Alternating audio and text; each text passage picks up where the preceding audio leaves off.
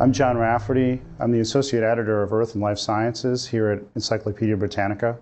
And I came to this business out of a love of learning.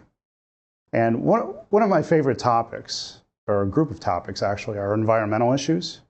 And I first became interested in environmental issues back in 1989 after the accident that was the Exxon Valdez oil spill. While I watched it play out from my dorm room on television, I saw several images of birds covered in oil and each one of them trying to struggle to shake the oil off and get back to doing what birds do. However, the image really crystallized the conflict between human wants on one hand and the needs of the natural world on the other. And I thought about this. I thought it took an oil spill to really shake me into this position. But then as I began walking around and looking at various things outside, I saw that this was playing itself out in daily life every day.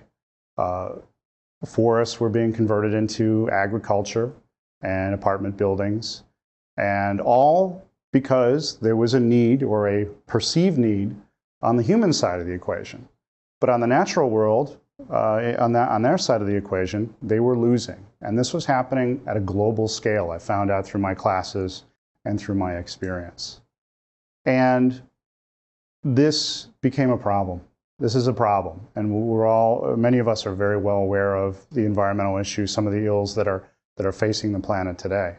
But because it was such a challenge, it became very compelling to me. And I thought, what can I do as a professional to try to get the word out on some of these issues, but also to try to create the dialogues by which these problems can be solved. And I came up with two possible solutions. And if you talk to environmentalists about these solutions, they might say, well, it'll be too little too late, and we're all pretty much doomed. However, I don't believe that. I think that when it comes to environmental issues, you have to be optimistic, because otherwise it becomes just this fatalistic notion, and the chips will fall where they may. So I believe that by improving technology, becoming more efficient at doing some of the things that we humans do, driving our cars, improving the efficiency of engines, the proverbial longer-lasting light bulb, or the light bulb that is made of different materials, different ways to produce energy, wind power, working with the natural environment. I believe that we can get to some of those solutions. The other solution that probably will play well with the environmentalists are the changing of human attitudes.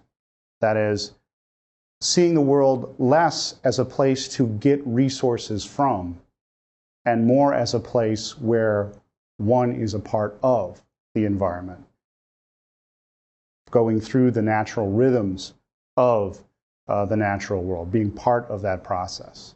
And I think we're on the way there. We're on the way certainly to technological improvement. Certainly over the last 10 years, since the year 2000, we've been seeing great improvements in electrical generation as well as power generation in automobiles and other types of vehicles. But we're also seeing this play out in terms of human attitudes.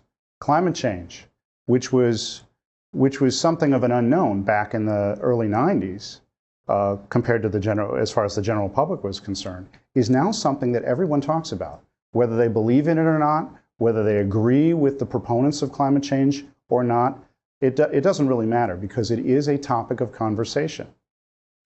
And if you ask many Americans, and probably many people around the world, they would understand that it is happening, that humans have something to do with the process. They are a factor in climate change.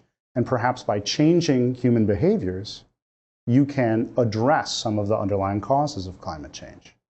So I think in terms of society, we have certainly a long way to go, but I think some of the seeds of change have been planted that we only need to continue, and perhaps we can see some success down the road.